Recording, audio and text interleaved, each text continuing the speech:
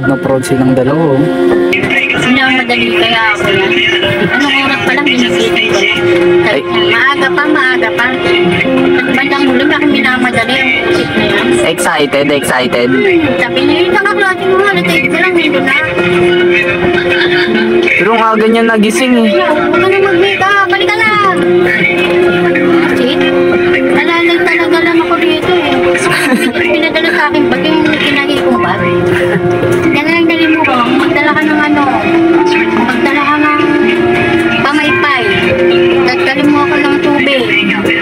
Nagpabili pa nga ng tubig.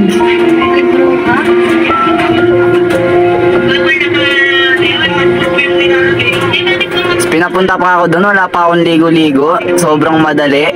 Paano nga ang agang ang aga kayang matatapos? Agang nagsimula. Oo. Kala ko nga 10. Si Papa to nandun, sobrang maiinip yan. Hindi ba, bilis lang kami ron. Dumating kami ron, maya-maya nag-ano na. Nag-start na. Kukunin niya yung sandali lang kukunin na ako. Yung pala pinigay sa kanya yung diploma niya sa certificate niya, saka yung medal niya sa STB.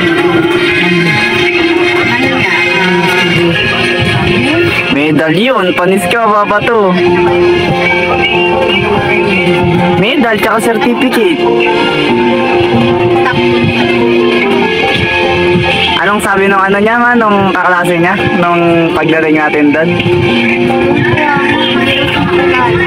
Bakit? Ako nung sawa yung mga kaklase na, yung kamukha ni Pam.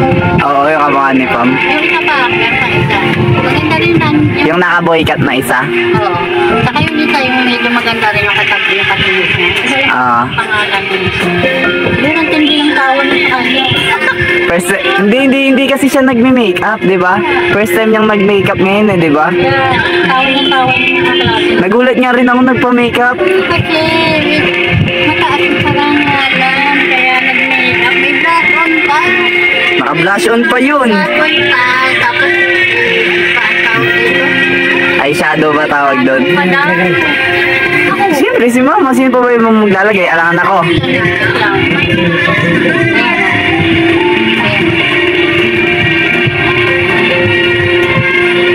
Ano nangyari dyan? Ayun na, ayaw na pakita yung certificate. Kalang sinabi na lang naman. Tapos ayaw niya ipasuot sa isang medal. Proud ka naman, Papa to. Wala na naman ako. Ang teting talaga. Lagi na lang ako iiwala dito. Pag naglalakad, no? Nakahabol yung alam na masakit ang pugot ko. Ako intayin. Susunod yan, Papa to, ikaw naman aakyat dyan sa grade 10 niya. Dalawa kayo ni Mama, tatlo tayo. Diba? Grabe no, with the honor siya, nung hirap ng gano'n, no? Ilan yan? Average nun, Ma? Kapag ikat second, third, 94. Ilan average nun? 95? Average? Sa buong ano ko, siguro 90 lang ata pinaka ano, yung mataas ko eh.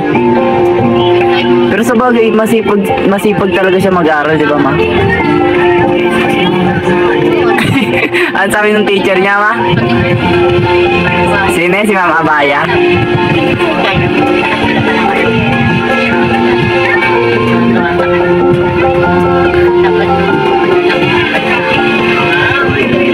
Hindi ka naman dyan. Oo, yun sinasabi ng mga teacher niya, no?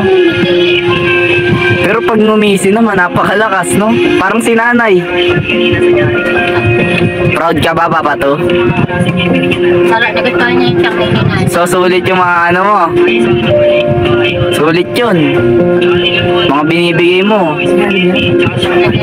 Oo, kasi gusto niya. Magpapoperaw sila. Tanghaling sakat ko. Ang bilis rin naman. Magja-Jollibee sana tayo niyan eh. Eh kaso sumama sa mga klase niya eh. Mamadali pa. Pala sandali lang pala. Pag ano, umuwi ulit, bumalik. Pero na-proud yan, na-proud. Minsan lang yan. Yun lang, malapit lang. Proud ka naman, Ma. Sobra.